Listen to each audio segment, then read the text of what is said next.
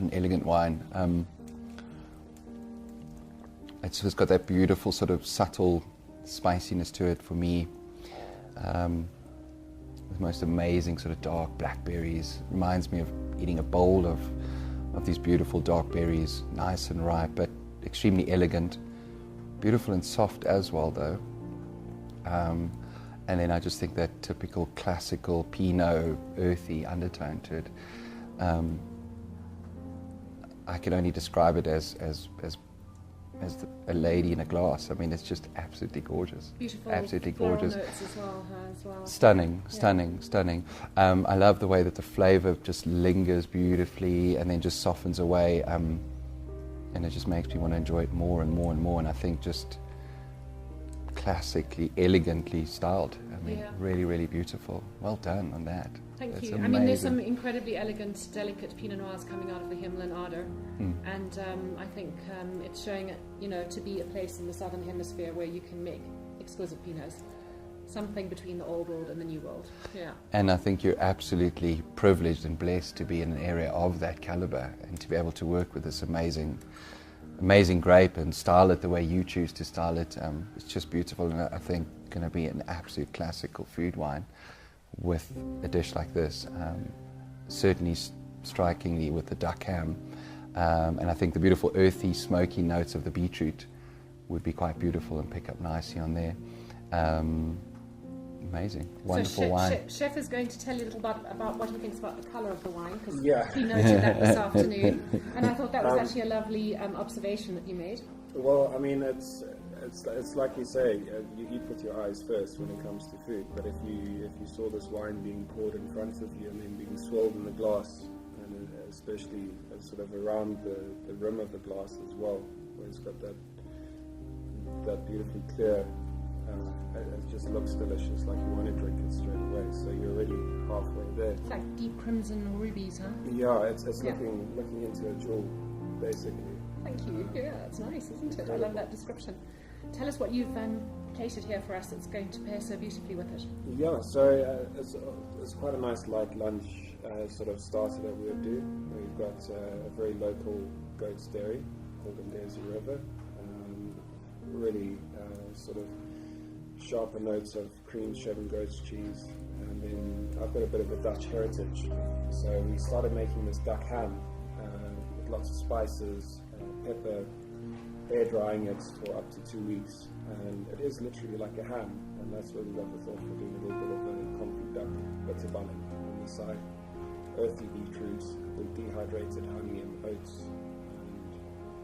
And a nice wintry styled starter that should hopefully live up to the incredible flavour in this wine. Fantastic. Well, I think we should tuck in here and try it quickly, huh? See what you think with the wine. Let's go for it.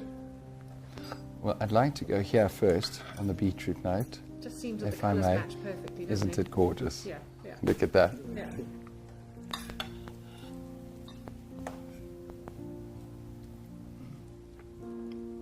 I had a sneaky preview taste of this earlier, and I have to tell you, I love the earthiness of the beetroot. I loved the bitterballen with the duck, and then there is this honey dust here. Incredible, because it just picks up on the sweetness of the Pinot, which is so lovely. So, and the freshness of the Pinot cut through the richness of that bitterballen.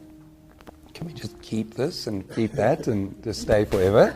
It's absolutely gorgeous, and that's one element down. I think this is going to be extremely interesting as well. Because that's to taste also. Can I borrow that's one quite of your creamy, and being the goats. It's the more subtle of the goat's cheeses that they produce. Oh, lovely. I think the acidity is going to be so perfect. Okay. They say velvet, Pinot Noir is like velvet sliding down your throat. Yeah. And this is a very velvety kind of cheese. I think we should knock something on the table. We'll have to pour 2 more full glasses of wine, and I can bring out a couple more plates. Quite right. Absolutely beautiful. It's really, really stunning.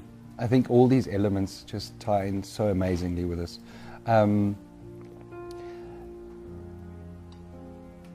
I can't find anything that I would think of that I'd want to add to it or leave off the dish, to be honest with you. I think you've hit it spot on, Chef. About the acidity and the pH, how that matches the wine so well. Yeah. And then this little bit of texture over here, the crumble. Crumble oats, and just a little bit of sort of nuttiness. And then this lovely... And when you get the honey and the notes together, oats together, you get almost a little bit of a granola sort of... I'm going to destroy this. Please do. But I'm destroying it so that you can eat it, because it is divine. I know how well it goes with that pinot. I had it. Gorgeous. You have to try it. I feel so privileged that I've had a chance to go into your kitchen and fiddle around and then come and eat all these delicious things on the terrace. It's our privilege to do this with your wine. I mean, it's a wine that we hold in the highest of esteem. So,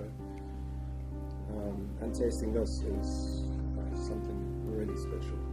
Really special. I said to Chef, I can't taste in the kitchen, because if I do, all of these wonderful aromas that are coming through actually distract you from what you're trying to smell in the wine. So we had to go into the environment in which the clients were going to taste it, and that really gives you the true flavour profiles of everything. It's very clever. Yeah. Absolutely.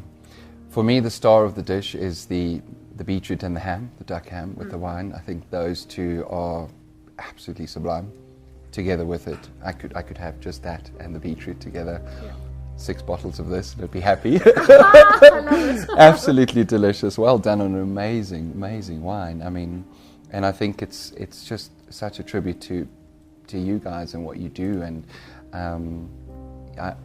we always talk about it's not what's on the outside, it's what's on the inside, and often that mimics the personalities and the passions of the people that are involved in it. And I say winemakers and chefs are pretty much artists in every respect, and whatever they show on a plate or you show in a bottle is really what you're about. And so thank you for that, because it's just absolutely beautiful. Well, the one thing I've always noted in my creation was wine is always made with food in mind, which is fascinating. It doesn't always happen that way, and I think you guys do it better than spectacular. So it's about that fantastic balance, isn't it? The delicacy of the dish, the delicacy of the wine, and not having these sort of over-pumped, overbearing flavours that kind of whack you. It's like all about the delicacy of everything. It's lovely.